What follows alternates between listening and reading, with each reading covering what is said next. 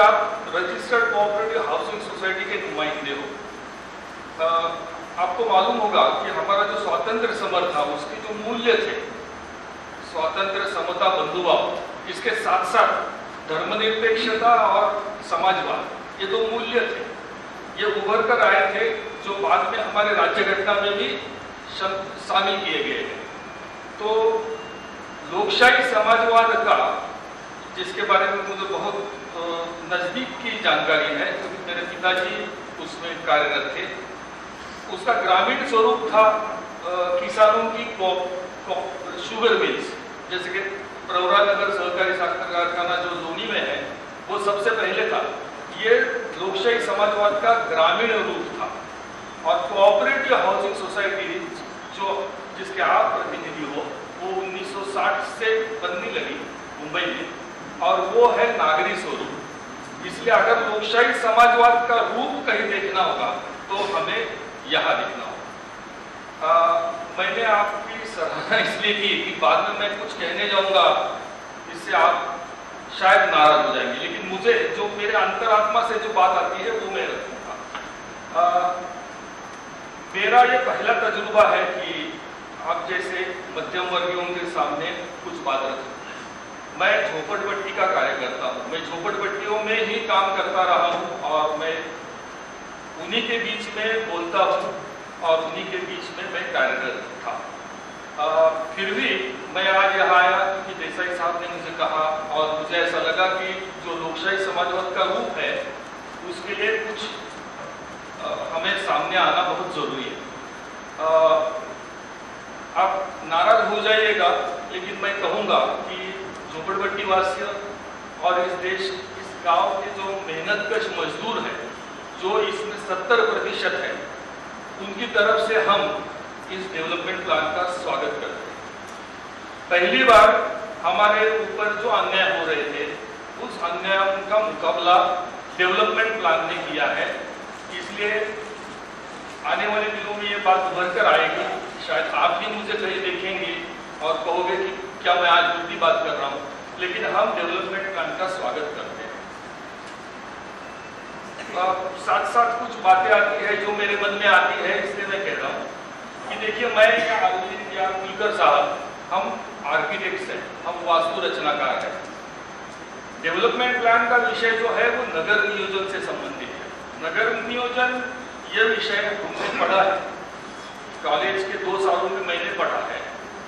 उसके बाद में मेरा उससे कोई रिश्ता नहीं रहा है। कुलकर साहब का मैं अपवाद कहूँगा आपके सामने कि वो हमेशा मिलजुल कर रहे हैं, लेकिन हमने उसके बाद में नगर नियोजन के बारे में कभी सोचा नहीं, न कभी देखा। और आज मैं देख रहा हूँ कि मुंबई शहर में जब से ये 15 फरवरी को आया, तो लोग ये कहने लगे कि चलिए इसे चूल्हे में डालना चाहिए या कूड़ेदान में फेंकना चाहिए। इस तरीके की जो आलोचना हो रही है, तो इसका कोई मायना नहीं है। इसलिए कि जो ये आलोचना कर रहे हैं, ना ही उन्हें नगर नियोजन का ज्ञान है, ना ही उन्होंने वो पूरा डेवलपमेंट प्लान देखा है। क्योंकि डेवलपमेंट प्लान मतलब क्या, एक बहुत बड़ा वो दस्तावेज है। 150 ड्राइंग्स है, उसके 500 पन्ने का डीसी रेगुलेशन है, और उसके सिवा और पता नहीं, मैंने भी पढ़ा नहीं है कि 301 पन्ने का उसका रिपोर्ट है, और ये सारा दस्तावेज मिलकर डेवलपमेंट प्लान बनता है। तो इसको इतने आसानी से नकारना ये ठीक, आप जरूर नकारिए, उस पर आलोचना कीजिए, कुछ हद तक मैं भी आपके साथ रहूँगा, लेकिन वो करते समय आपको उसको अच्छी तरह से देखना होगा, परखना होगा। सिर्फ यह ऐसा नहीं है कि जैसे कि सार्वत्रिक बजट जब पार्लियामेंट में कहा जाता है तो वित्त मंत्री कह देते हैं बजट, और फिर अपोजिशन जो है वो हमेशा कहती है कि गरीबों को और गरीब और अमीरों को और अमीर करने वाली ये बजट है।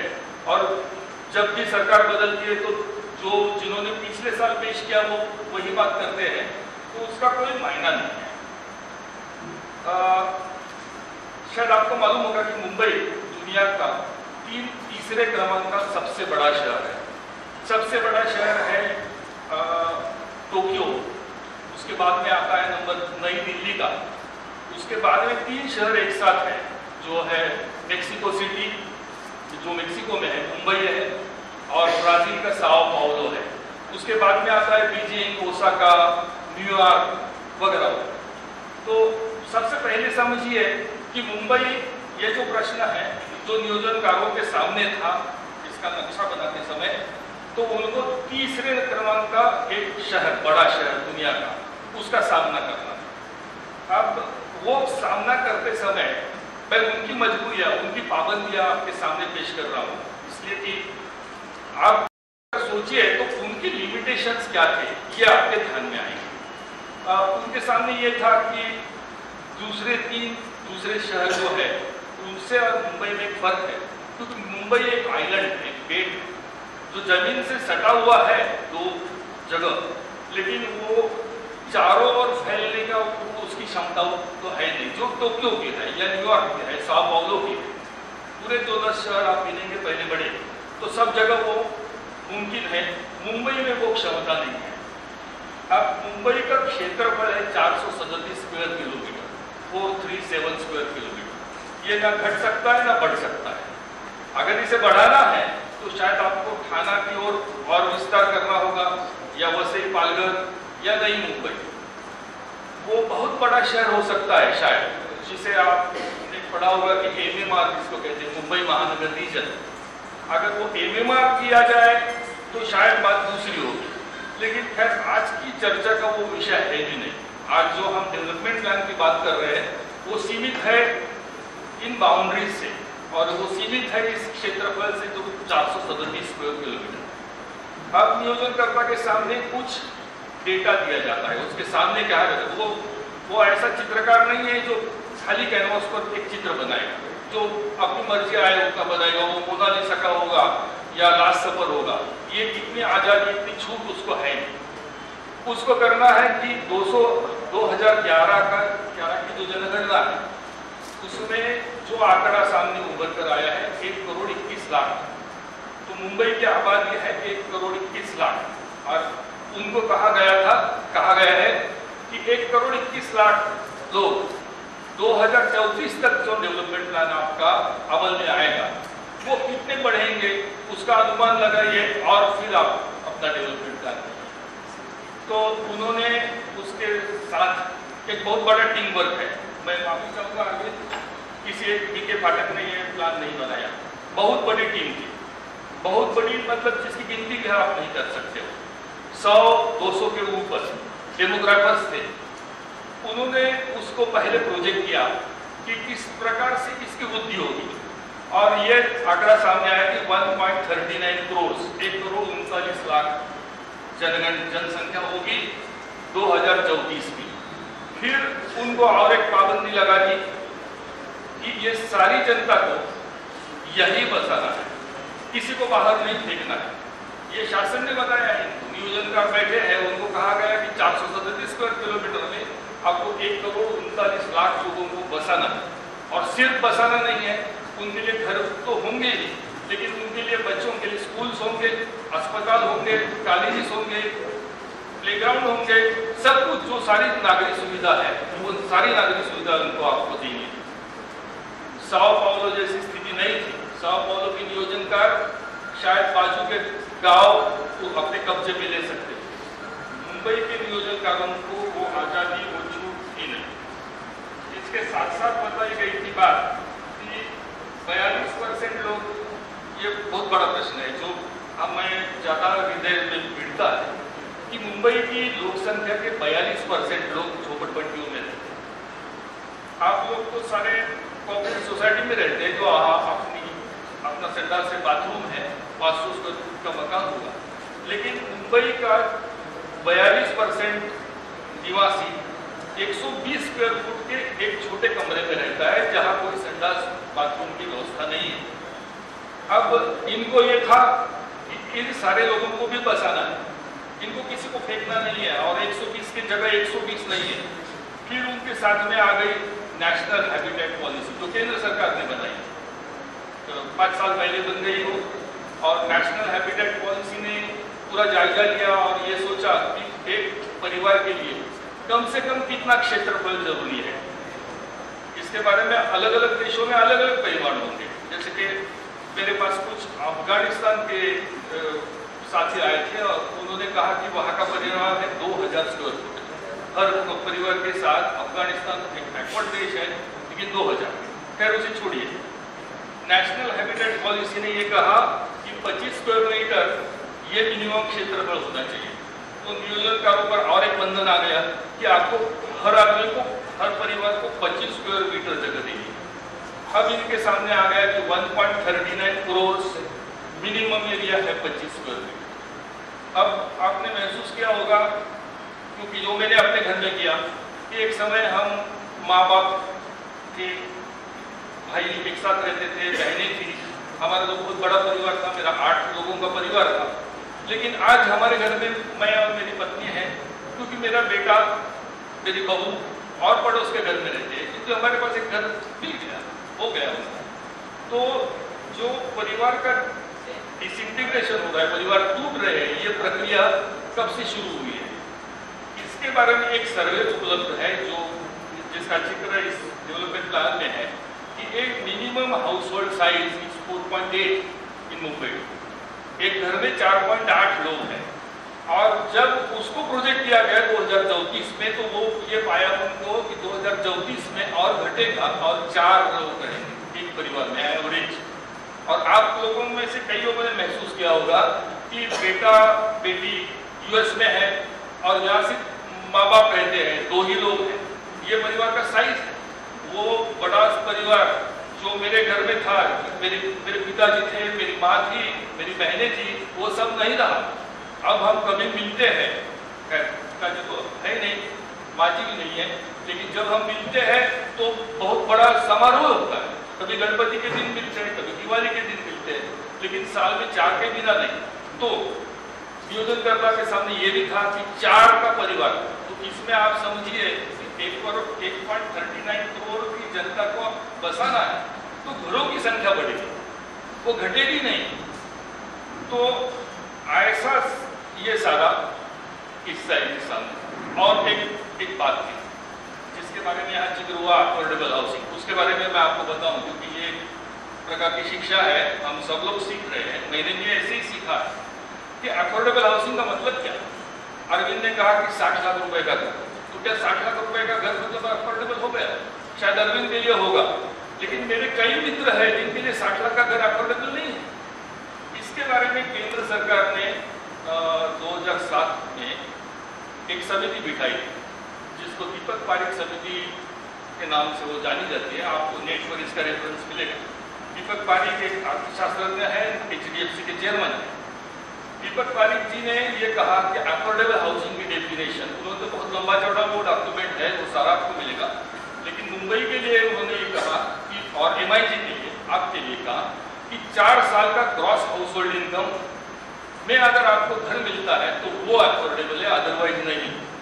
अब आप अपने मन में जोड़िए इसे, एक हाउस होल्ड इनकम में कह रहा हूँ, और लड़के को छोड़ दीजिएगा, अगर पत्नी काम करती है तो हस्बैंड वाइफ दोनों मिलकर मानिए कि 1 लाख रुपए कमाते। बहुत MIG में 1 लाख रुपए कमाने वाले लोग हैं, मैं जानता हूँ, मैं नहीं हूँ। खैर 1 लाख रुपया कमाने वाले आदमी का 1 साल के आमदनी है 12 लाख रुपया, और 4 साल के 48 लाख। अगर 48 लाख में उसको घर मिलता है तो वो अफोर्डेबल है, अदरवाइज वो अफोर्डेबल नहीं है। दीपक पारिक समिति कहती है, जो केंद्र सरकार ने बनाई। अब इसलिए अफोर्डेबल हाउसिंग की समस्या तो बहुत भीषण है।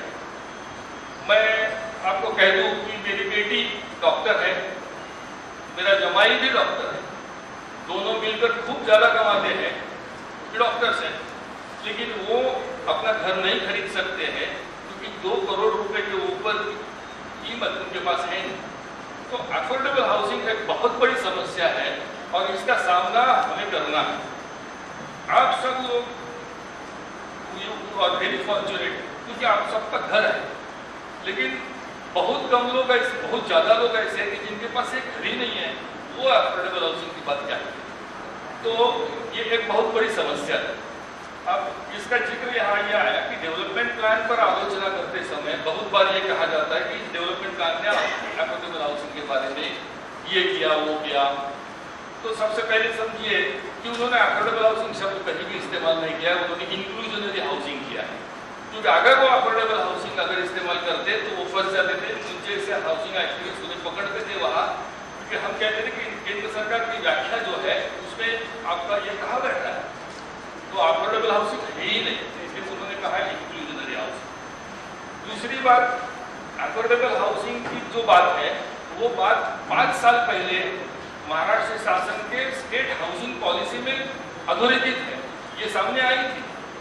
मुझे याद है कि हाउसिंग में कार्यरत होने के कारण हम उस पर काफी चर्चा कर चुके, बहस कर चुके, और उसमें लिखा गया था, हम बड़ी आशा से देख रहे थे कि कभी न कभी तो यहाँ एक गरीब बेनस्ब छात्रों के लिए घर मिलेगा, अफोर्डेबल हाउसिंग होगा, लेकिन वो नहीं हुआ।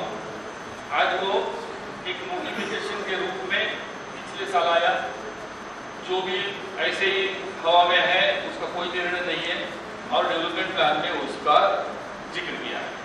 अब देखिए, आप लोग इससे पहले मैंने सराहना की, इसे मत भूलिएगा कि आप लोग आपके बेटे के लिए जब घर नहीं मिलता है तो कहते हैं कि अफोर्डेबल हाउसिंग नहीं है, देखिए कैसी स्थिति आ गई, 2 करोड़ रुपए का घर है, लेकिन जब आपके इसमें से 20% देना पड़ता है तो बात चुकती है। तो यह मानवीय स्वभाव है, मैं नहीं कहूँगा कि इसमें कुछ गलत है। जब टैक्सेस बढ़ते हैं और हमारी तनख्वाह बढ़ती है तो अच्छा लगता है, लेकिन काम वाली जब पैसे बढ़ा कर मांगते हैं तब हमको बुरा भी लगता है। तो जो मानवीय स्वभाव है उसके बारे में मैं कुछ कहूँगा नहीं। अब ऐसा है कि नियोजनकर्ताओं ने इसके लिए ये सोचा, ये अफोर्डेबल में बीच में आता है, लेकिन वो जो 1 करोड़ 29 लाख और वो छोटे घर और तो उन्होंने सोचा इसका हल सिर्फ एक जगह निकल सकता है, FSI अगर बढ़ाया जाए तो। अगर FSI नहीं बढ़ाया जाएगा तो ये मुमकिन नहीं है। मैं नहीं कहता कि FSI बढ़ाना ही चाहिए, दूसरा कोई रास्ता है कि ढूंढिए। FSI के बारे में एक किस्सा वो भी आपको नेट पर मिलेगा, प्रूइट ईगो हाउसिंग, जो Saint Louisiana Missouri state United States, इसका एक बहुत बड़ा उदाहरण है। हम आर्किटेक्ट्स में इसके बारे में काफ़ी चर्चा होती है कि मिसूरी स्टेट में एक छोटा गांव था सेंट लुइसियाना, और सेंट लुइसियाना में ऐसे ही गरीब आबादी थी।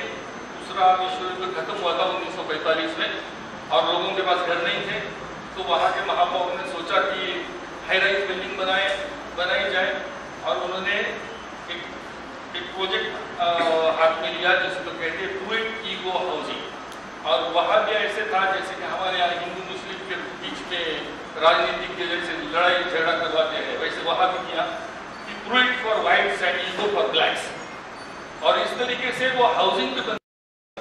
फिर एक हमारे जैसे कोई कोर्ट में गए, उन्होंने PIL जैसा कुछ दाखिल किया, और वो सेट असाइड हो गया कि ऐसे डिवीजन नहीं कर सकते जब स्टेट का फाइनेंस है।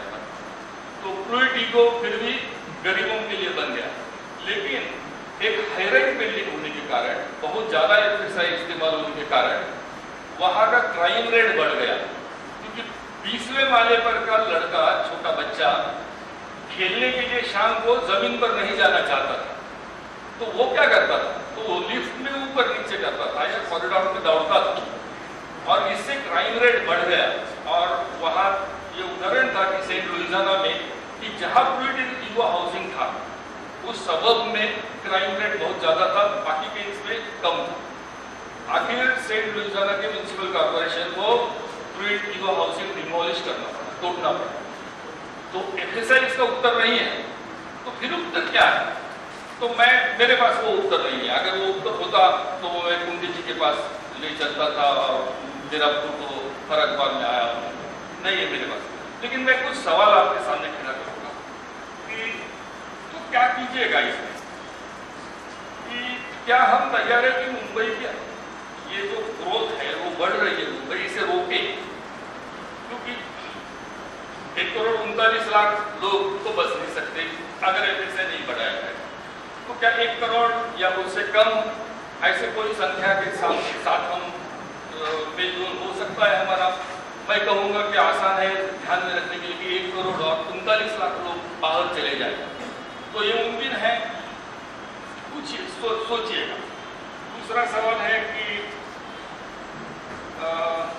मुंबई के बदले नासिक, सोलापुर, कोल्हापुर, शायद बिहार में मुंगेर या वाराणसी, इनका विकास कीजिएगा ताकि वहाँ से जो आने वाले लोग वही रह जाएंगे। हमारा संविधान इसकी छूट नहीं सकता, आप जबरदस्ती कर नहीं सकते हो, और संविधान के पाबंदी ध्यान में रखते हुए करना चाहिए। लेकिन क्या ऐसे शहर अगर बन जाते हैं, ऐसा ही उनका विकास होता है, तो हम में से कितने लोग तैयार है कि वहां जाए? मैं खुद तैयार नहीं हूँ। मैं अहमदनगर जिले के श्रीरामपुर नाम के गांव से आता हूँ। बहुत छोटा गांव है हमारा। पता नहीं, अब मैं कई सालों में गया नहीं हूँ, अब हमारा कुछ है नहीं। लेकिन कल उठकर मुझे कोई कहेगा कि जाकर श्रीरामपुर में बस जाओ, तो मैं नहीं जाऊँगा। आप अपने आप को पूछिएगा कि कितने लोग जाने वाले हैं, और अगर नहीं जाने वाले हो, आप भी नहीं जाना चाहते, संख्या कम नहीं होती है, तो FSI वगैरह से दूसरा रास्ता क्या है? मुझे तो कोई रास्ता नहीं दिखता। अगर वो नियोजन का, अगर वो VK फाटक की जगह मैं होता, तो शायद आप आज जो खड़ी मोटी सुना रहे हो, वो फाटक के बदले आज मेरे बारे में सुना। अब इसके साथ क्या करना चाहिए? तो पूरी बातें तो अरविंद ने कही है, कुछ बातें जो छूट गई वो ले लेंगे। लेकिन मैं कहूँगा कि सबसे पहले आप सब लोगों को, जो आप मध्यम वर्गीय हो, और मैं कह रहा हूँ कि मैं गरीबों के बीच में काम करता हूँ, लेकिन मैं भी मध्यम वर्गीय हूँ जी। इंक्लूजनरी हाउसिंग चुभने वाली बात को जरूर, अब उसके लिए आप क्या करेंगे?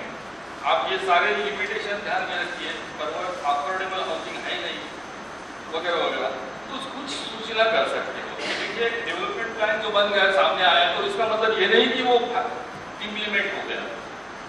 MRPT एक्ट जो कानून है, उसके सामने प्रशासन ने ये सामने रखा है, और उन्होंने क्या कहा है, ये प्लान है, ये हमने सोचा कि इस तरीके का प्लान होना जरूरी है। लेकिन आप अपनी सूचना, आपका कोई विरोध है तो वो दर्ज कीजिए। उस सूचना विरोध का बिल्कुल उस पर सुनवाई होगी, वो सोचेंगे। हमें ये मानकर चलना ठीक नहीं होगा कि वो सोचेंगे नहीं, वो कूड़ेदान में फेंक देंगे, जैसे कि लोग कूड़ेदान में फेंकने के लिए तैयार है डेवलपमेंट प्लान। तो सूचना दीजिएगा। अफोर्डेबल हाउसिंग के बारे में मैं ये कहूँगा कि हमें ये कहना चाहिए कि कोऑपरेटिव रजिस्टर्ड, देखिए हम सबका ठेका नहीं लेना चाहिए हमें। जैसे कि मैं कह रहा हूँ कि हम झोपड़पट्टी वासियों की अपनी तरफ से इसका स्वागत करेंगे, आप हमारे साथ ना आइए, कोई बात नहीं, लेकिन आप अपनी तरफ से ये कहिए कि इसे रजिस्टर्ड कोऑपरेटिव सोसाइटी को लागू न कीजिए। क्योंकि रजिस्टर्ड कोऑपरेटिव हाउसिंग सोसाइटी एक तो जैसे मैंने कहा कि डेमोक्रेटिक सोशलिज्म का एक उत्कृष्ट परिणाम है, एक रूप है, और उसकी सराहना करना ये समाजवादी देश में जरूरी है, ना कि उसे मिटा दें। तो उसको ये लागू ना कीजिए। इस पर और भी स्पष्टीकरण कर सकते हैं। ये भी कह सकते हैं कि कोऑपरेटिव सोसाइटी प्रॉफिट मोटिव नहीं है, क्योंकि कोऑपरेटिव सोसाइटी को अगर प्रॉफिट होता है तो वो क्या बांट सकते हैं, जैसे सब हम कहेंगे वो बांट नहीं सकते हैं। तो रजिस्टर का लिमिटेशन है कि मानो कि एक सोसाइटी को 5 करोड़ रुपया फायदा हो गया, तो उनके घर से 10% बांट सकते हैं, बाकी नहीं बांट सकते। बिल्कुल ऐसा तो ये बांट नहीं सकते। इसलिए ये कहना जरूरी है वहाँ कि cooperative societies are not profit making bodies, they are not producing anything. आपको ये लेना चाहिए तो दूसरे लोगों से लेना चाहिए, कोऑपरेटिव सोसाइटी से नहीं। और जैसे छूट आपने झोपड़पट्टी वासियों को दी, क्योंकि स्लम डिवेलपर्स में ये नहीं देना पड़ रहा है, वो छूट हमें भी होनी चाहिए, हम उनसे अलग नहीं। फिर कहना था, मैंने लिखा तो था, लेकिन अब मुझे डर लग रहा है क्योंकि सज्जन मिले थे, उनको मैंने पूछा कि आपका प्लॉट का एरिया क्या है, वो बोले 4200। मैंने ये लिखा था कि 2000 का लिमिट 4000 कीजिए। हाँ, वो सज्जन नहीं सुन रहे हैं, सब मैं मानकर चलूंगा, तो हमारी सोसाइटीज के में 80% लोग छूट जाएंगे। क्योंकि 4000 का लिमिट कीजिएगा, तो जिसका 3999 है उसको तो कोई आपत्ति है नहीं, वो तो बड़ी खुशी से चला जाएगा। तो लिमिट बढ़ा दीजिएगा। ये दूसरा सवाल है। तीसरा जो मैंने अपनी बुद्धि से लिखा है कि अगर किसी सोसाइटी में 80% घर 60 मीटर के भीतर है तो उनको ये लागू न किया जाए, क्योंकि जो विकास होगा उससे जो घर बनेंगे वो बहुत बड़े नहीं हो सकते हैं, क्योंकि जो प्रक्रिया चलेगी पुनर्विकास की उसमें कितना ज़्यादा से ज़्यादा मिल सकता है, 60% मिल सकता है। तो 60 मीटर की जगह 1,000 स्क्वायर फुट का घर होगा उसको, और कुछ ज़्यादा नहीं होगा। तो ऐसे लोगों को न लगाइए। 11.4 के बारे में तो बातें हुई, मैं नहीं दोहराऊंगा 10% की बात, लेकिन एक अच्छी बात है वो मैं आपको अपने ध्यान में लाऊं। बेस FSI बढ़ाया है डेवलपमेंट प्लान में, जो मुंबई के उपनगरों का FSI जो है 1 और इसमें बनाया है 1.5 से 2.5, और हम एवरेज 2 पकड़ कर चलते हैं। अब 2 FSI अगर किसी को मिल रहा है तो पहले 2 FSI करने के लिए उसको DDR खरीदना पड़ता है, अब वो DDR नहीं खरीदना है, उसको मुफ्त में 2 FSI मिल रहा है, क्योंकि बेस FSI बढ़ गया है। अगर किसी कोऑपरेटिव सोसाइटी का विकास वो 2000 के नीचे हो तो उसको इंडिविजुअल हाउसिंग के लिए कुछ देना नहीं है, और सिवाय उसको DDR भी नहीं खरीदना है, क्योंकि उसका बेस FSI 2 या 2.5 है, तो उसको और क्या देना है। अगर थोड़ा बहुत कम पड़ता है, आज का जो विकास हो रहा है वो FSI 2.7 और स्टेयरकेस वगैरह जोड़िएगा तो 3 तक जाता है, तो आप 3 से बड़े आराम से विकास कर सकते हो। तो इस तरीके से आप अगर 2.5 तो आपका बेस FSI जिसके लिए आपको पैसे नहीं देने हैं, 0.5 का प्रीमियम भरना है, तो उनके लिए रीडेवलपमेंट सस्ती होगी। इसे देखिएगा। फिर बहुत मैं बोल चुका हूँ, मैं इतना भी नहीं बोलने वाला